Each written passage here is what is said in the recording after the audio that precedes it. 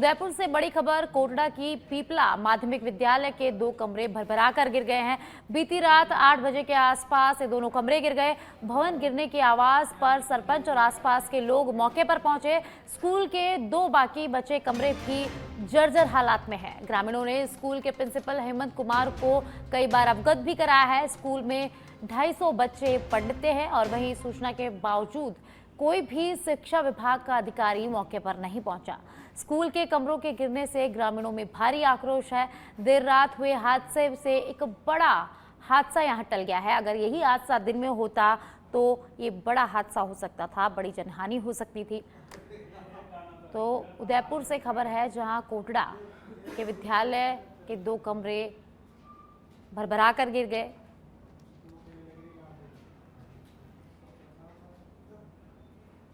भरतपुर से खबर है, जहां हलेना कस्बे के पीएम श्री राजकीय उच्च माध्यमिक विद्यालय का एक हिस्सा गिर गया। बीती रात विद्यालय के प्राचीन महल का हिस्सा गिर गया। इमारत के धमाके से कस्बे के लोगों में भय व्याप्त है। महल में बच्चों को प्रवेश करने पर पाबंदी है। जहां हिस्सा गिरा उसके पास राजकीय संस्कृत उच्च माध्यमिक विद्यालय भी संचालित होती है। स्कूल भवन में धमाके से दरारें आ गई है। तो भरतपुर से खबर है, जहां राजकीय उच्च माध्यमिक विद्यालय का मामला सामने आया है। वहां बीती रात विद्यालय के प्राचीन महल का हिस्सा गिर गया और हिस्सा गिरने से स्कूल की दीवारों में भी दरारें आ गई है। तो राजस्थान में सरकारी स्कूलों के हाल बेहाल है। यहाँ स्कूलें जर्जर हैं। विद्यालय में जो प्राचीन महल हमारा स्थापित है वो काफ़ी पुराना है। हमने विगत काफ़ी समय से प्रशासन को भी, हमारे उच्च अधिकारियों को भी सूचित किया है कि ये महल काफ़ी जर्जर अवस्था में है। या तो इसकी मरम्मत कराई जाए अथवा इसे जर्जर मान करके खारिज कराया जाए, क्योंकि इससे हमारे विद्यालय के बच्चों को और विद्यालय कार्मिकों को बहुत खतरा है। आज रात के समय इस महल का पीछे की तरफ का हिस्सा, जहां हमारी प्राथमिक कक्षाएं 1 से 5 तक की तथा संस्कृत स्कूल भी स्थापित है, वहां पीछे की तरफ का हिस्सा क्षतिग्रस्त हो गया है। ठीक स्थिति ये रही क्योंकि उस समय कक्षाएं संचालित नहीं थी, रात का समय था, इसलिए कोई बड़ा हादसा नहीं हुआ। नहीं तो किसी और अब चित्तौड़गढ़ से खबर है। बेड़िच नदी में पुलिया से बाइक सवार 2 युवकों के बहने का मामला सामने आया। सिविल डिफेंस की टीम को दोनों युवकों के शव मिल गए हैं। नगरी पुलिया से करीब 2 किलोमीटर दूर मिला युवक का शव। पूर्व उप सरपंच आनंद सिंह समेत कई ग्रामीण मौके पर मौजूद हैं। तो 2 युवकों के डूबने का मामला सामने आया है, जहां दोनों युवकों के शव सिविल डिफेंस की टीम ने बरामद कर लिए हैं। दोनों युवकों के शव सिविल डिफेंस टीम को मिल गए हैं। और बेड़िच नदी में पुलिया से बाइक सवार 2 युवकों का गिरने का ये मामला है, जहां दोनों युवकों के शव सिविल डिफेंस की टीम ने बरामद कर लिए हैं। और मौके पर पूर्व उप सरपंच आनंद सिंह समेत कई ग्रामीण मौजूद रहे।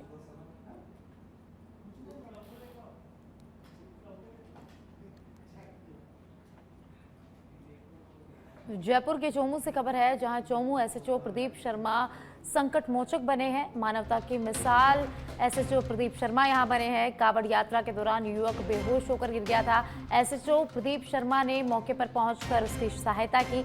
एसएचओ प्रदीप शर्मा ने मानवता की यहां जिम्मेदारी निभाई है। घायल को सुरक्षित स्थान पर पहुंचाया है। कावड़ यात्रा में सेवा का उदाहरण बने हैं एसएचओ प्रदीप शर्मा। एसएचओ प्रदीप शर्मा का संवेदनशीलता उनके सामने आई है। एसएचओ प्रदीप शर्मा की त्वरित कार्रवाई से युवक की जान यहां बची है। लोग बोले कि सलाम है ऐसे अफसर को। तो एसएचओ प्रदीप शर्मा ने मानवता दिखाई है, मानवता की जिम्मेदारी उन्होंने निभाई है, उनकी संवेदनशीलता सामने आई है। कावड़ यात्रा के दौरान एक युवक बेहोश होकर गिर गया था, उसे एसएचओ प्रदीप शर्मा ने सुरक्षित स्थान पर पहुंचाया है।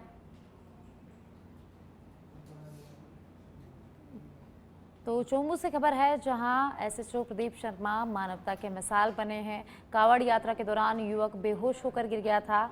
एसएचओ ने उसे सुरक्षित स्थान पर पहुंचाया, उसकी मदद की, तो उसके बाद लोग बोले कि सलाम है ऐसे अफसर को। लोगों ने उनकी तारीफ की, उनका आभार जताया। तो चोमू एसएचओ प्रदीप शर्मा की संवेदनशीलता यहाँ देखने को मिली है। जिस तरह से उन्होंने युवक की मदद की, उसे सुरक्षित स्थान पर पहुंचाया और लोग उनके इस कार्य की सराहना कर रहे हैं, उनकी तारीफ कर रहे हैं।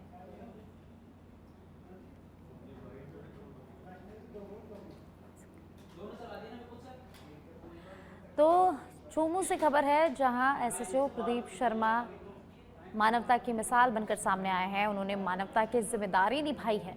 उन्होंने एक बेहोश युवक जो कि कांवड़ यात्रा के दौरान बेहोश हो गया था, उसकी मदद की, उसे सुरक्षित स्थान पर पहुंचाया और लोग उनके इस कार्य की सराहना कर रहे हैं, उनकी तारीफ कर रहे हैं। वहीं लोगों का कहना है कि ऐसे अफसर को सलाम है। तो एसएचओ प्रदीप शर्मा की संवेदनशीलता यहाँ सामने आई है। कैसे उन्होंने बेहोश युवक की मदद की, उसकी हेल्प की, उसे सुरक्षित स्थान पर पहुंचाया। तो चोमू में एसएचओ प्रदीप शर्मा संकट मोचक बनकर सामने आया है। उन्होंने मानवता की मिसाल पेश की है।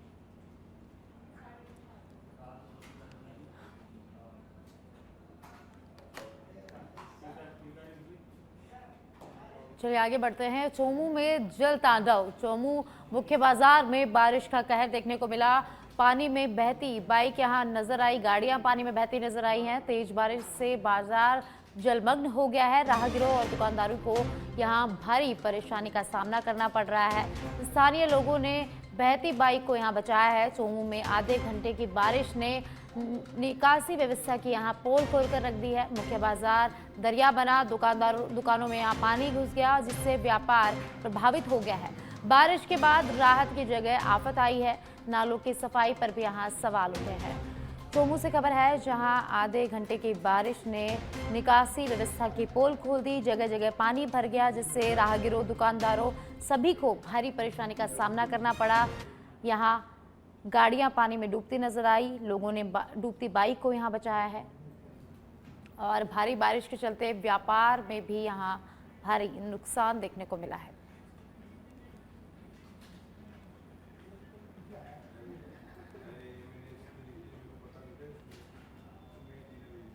प्रदेश में जारी भारी बारिश ने शहर शहर जलतांडव मचाया है। वहीं भरतपुर के लोहागढ़ स्टेडियम में हालात चिंताजनक बन गए हैं, जब 8 करोड़ की लागत से तैयार किए गए एथलेटिक ट्रैक में बारिश के बाद चारों तरफ सिर्फ पानी नजर आया। भरतपुर ही नहीं बल्कि धौलपुर, करौली, सवाई माधोपुर और भरतपुर संभाग से सैकड़ों युवा सेना, पुलिस और अग्निवीर जैसी भर्ती परीक्षाओं की तैयारी करते हैं। पानी भरने से खिलाड़ी दौड़ तक नहीं पा रहे हैं। आलम यह है कि पीने के पानी तक की यहाँ व्यवस्था नहीं है। शौचालय जर्जर है और ट्रैक पर पानी जमा होने से प्रैक्टिस यहाँ पूरी तरह से बंद है। कि पहले आप दौड़ नहीं कर पाए थे, अभ्यास नहीं कर पाए थे, इसलिए आप पहले यानी भर्ती से रह चुके हैं। अब मेहनत कर रहे हैं। आप वही स्थिति बड़ी से बड़ी नाली ग्राउंड की दिखाई दे रही है, पानी भरा है, तक पानी है, करके जा रहे हैं, परेशान हो रहे हैं बालक। रेस नहीं हो पा रही है सही से। तो ये स्थिति रही तो आपकी रेस नहीं हो पा रही, तो फिर भी दोबारा से आप रह सकते हो? नहीं, रेस तो हो सकती है पर बिल्कुल परेशानी आ रही है। सीढ़ियों पे मेहनत करनी पड़ रही है। सीढ़ियों पे मेहनत करनी है। कौन बताएगा? हम भी बाहर से आए हुए हैं, इतनी परेशानी है, किराए पे रहते हैं यहाँ पर और महीने में 4-5 दिन प्रैक्टिस हो पा रही है बस यहाँ पर। यानी प्रैक्टिस नहीं हो पा रही है सुचारू रूप से? नहीं हो रही है बारिश के जो कारण। खिलाड़ियों के लिए जो पैसा खर्च किया है सरकार ने, वो व्यर्थ है। कोटा में लगातार हो रही बारिश ने शहर की व्यवस्थाओं की गंभीर स्थिति उजागर कर दी है। संभाग के सबसे बड़े एमबीएस अस्पताल में हालात बेहद खराब हो गए हैं। मोर्चरी तक पहुंचना भारी बारिश के कारण मुश्किल हो गया है, क्योंकि अस्पताल परिसर में चारों ओर जलभराव हो गया है। शवों को मोर्चरी तक ले जाने न सिर्फ चुनौती बन गया है, बल्कि इससे परिजनों और पोस्टमार्टम स्टाफ को भारी मानसिक और शारीरिक परेशानी का सामना यहाँ करना पड़ रहा है। माही अस्पताल परिसर की भी स्थिति बेहद चिंताजनक है। स्टाफ और स्थानीय लोगों का आरोप है कि वे हर साल इस समस्या को लेकर प्रशासन को अवगत कराते हैं, लेकिन अब तक कोई स्थायी समाधान यहां नहीं निकाला गया है। स्थानीय लोगों और अस्पताल कर्मियों ने प्रशासन से अपील की है कि जल्द से जल्द अस्पताल परिसर की मरम्मत करवाई जाए और जल निकासी की उचित व्यवस्था भी यहां की जाए। वहाँ पे डेड बॉडी ले जाने के लिए बहुत बुरा रास्ता हो रहा है। वहाँ पे पूरा रास्ता खराब हुआ पड़ा है और मतलब कि कितनी बार है ना जो डेड बॉडी भी लड़खड़ा जाती है और मतलब गिरने की संभावना रहती है। रास्ता पूरा खराब हो रहा है, ना लाइटें जलती हैं वहाँ पे, लाइटें भी खराब पड़ी है, कुछ भी नहीं जलता वहाँ पे। कहाँ का मामला है ये? अपने पोस्टमार्टम का, ये पीछे की तरफ मोर्ची जाने वाला रास्ता। मोर्चरी जाने वाला रास्ता। कब से लाइटें नहीं है वहाँ? लाइटें काफ़ी समय हो गए मैडम, काफ़ी समय। पूरी बारिश में लाइट नहीं है मैडम। पूरी बारिश में लाइटें नहीं है। बारिश आती है इतना पानी भर जाता है, पूरा रास्ता खराब हो रहा है। इसकी शिकायत दी क्या आपने कभी किसी को? इसकी शिकायत हमने कभी दी।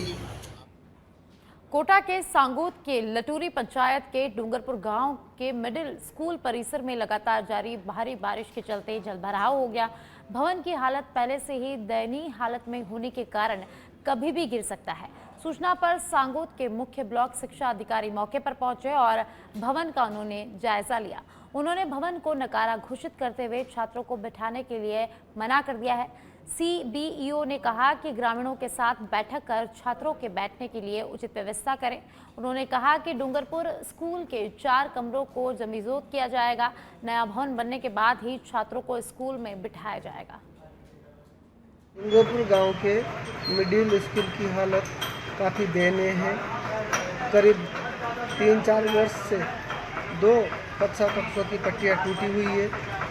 शिक्षा विभाग के अधिकारियों को पहले भी अवगत करवाया गया पर कोई ठोस निर्णय नहीं लिया गया। अभी बारिश के समय परिसर में पानी भरने से करीब 15 दिन तक स्कूल तलाई के रूप में नजर आता है।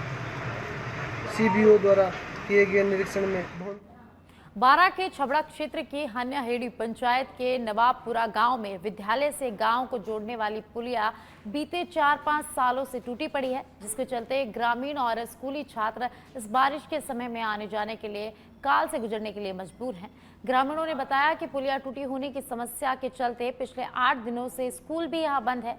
वहीं इस मामले में बताया जा रहा है कि पिछले बजट में इस पुलिया और सड़क के लिए सरकार द्वारा 2.44 करोड़ रुपए मंजूर हुए थे। कागजी कार्रवाई अटकने के चलते पुलिया के निर्माण शुरू नहीं हो सका, जिसकी सजा अब ग्रामीण भुगतने को यहां मजबूर है। बूंदी हिंडोली पंचायत समिति द्वारा वर्ष 2025-26 के लिए पंचायतों में मनरेगा और RD में सामग्री आपूर्ति के लिए टेंडर प्रक्रिया में गड़बड़ी के मामला सामने आया है। 6 पंचायतों में नरेगा टेंडर में DD गायब कर गड़बड़ी के मामले को लेकर जिला कलेक्टर और CEO को ज्ञापन दिया गया है। संवेदकों ने हिंडोली थाने में परिवार देकर टेंडर फार्म से गायब हुए उनके DD तलाश कर गायब करने वालों के खिलाफ कार्रवाई की मांग की है। गौरतलब है कि अब तक क्षेत्र की 7 से अधिक ग्राम पंचायत में नरेगा टेंडर फॉर्म के साथ संलग्न किए गए निर्धारित राशि के डिमांड ड्राफ्ट में से एक डिमांड ड्राफ्ट गायब मिलने के मामले सामने आए हैं। वहीं कुछ पंचायतों के तो टेंडर के दिन पंचायत कार्यालय ही नहीं खुलने की शिकायत BDO को भी दी गई है, जिस पर BDO द्वारा संबंधित ग्राम पंचायतों से नोटिस देकर जवाब भी मांगा गया है। झुंझुनू के चिड़ावा थाना पुलिस और एंटी गैंगस्टर टास्क फोर्स को बड़ी सफलता हाथ लगी है। टीम ने गश्त के दौरान गिडानिया गांव में हरियाणा नंबर की बोलेरो गाड़ी से 46 किलो 900 ग्राम अवैध गांजा बरामद किया है। तस्कर पुलिस को चकमा देकर मौके से फरार हो गया। बोलेरो से 2 एंड्रॉयड मोबाइल फोन भी जब्त किए गए हैं। पुलिस ने NDPS एक्ट के तहत मामला दर्ज कर लिया है। जांच पिलानी थाना CI रणजीत सिंह सेवदा को सौंपी गई है। पुलिस मोबाइल फोन के डेटा और गाड़ी के रजिस्ट्रेशन नंबर के आधार पर आरोपियों की तलाश में जुट गई है। पाली के सुमेरपुर कस्बे के एक मोबाइल शॉप में अज्ञात चोरों ने ताले तोड़कर चोरी की वारदात को अंजाम दिया है।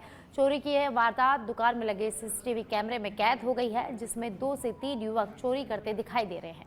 दुकानदार अशोक मालवीय ने बताया कि वह रोज की तरह दुकान में रखे सभी नए मोबाइल फ़ोन अपने घर साथ ले गए थे, लेकिन रिपेयरिंग के लिए आए ग्राहकों के मोबाइल फ़ोन, टैबलेट और अन्य कीमती सामान चोरी हो गए हैं। सूचना मिलते ही सांडेराव पुलिस ने 4 संदिग्ध युवकों को हिरासत में लेकर पूछताछ शुरू कर दी है।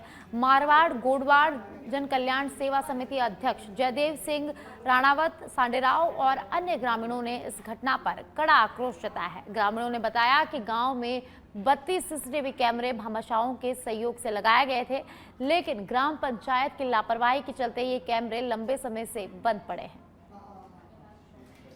पिछले कई टाइम से आसपास एरिया में थाना क्षेत्र के जो एरिया आता है उसके अंदर कई चोरियां हुई है। ग्रामीणों को कुएं से एक मोटर करीबन 10-15 हज़ार की आती है, केबल इतनी केबल आती है। एक किसान के 60-70 हज़ार नुकसान हो जाता है। ऐसे कई किसान ने शिकायत कर रखी थाने में, लेकिन अभी तक कोई पता नहीं चला है। और आए दिन दुकानों में, मेन बस स्टैंड चौराहे पे दुकानों में चोरियां हो रही है। पुलिस गश्त करती है कि नहीं करती क्या मालूम। और भामाशाहों जो कैमरे लगाए थे, करीबन 30-35 कैमरे लगे हुए, आज सब कैमरे पिछले 2-3 साल से बंद पड़े हैं। आज राजस्थान प्रदेश कांग्रेस सेवादल की प्रदेश कार्यकारिणी की मीटिंग, पार्टी और सेवादल से जुड़े संगठनात्मक विषयों पर चर्चा होगी। कुछ देर में राजस्थान प्रदेश कांग्रेस मुख्यालय पर ये मीटिंग शुरू होगी। मीटिंग में सभी जिला अध्यक्ष, प्रदेश पदाधिकारी, जिला प्रभारी उपस्थित होंगे। सेवादल के प्रदेश अध्यक्ष हेमंत सिंह शेखावत, प्रदेश सेवादल प्रभारी ज्योति खन्ना, गोविंद भाई पटेल करेंगे बैठक को संबोधित।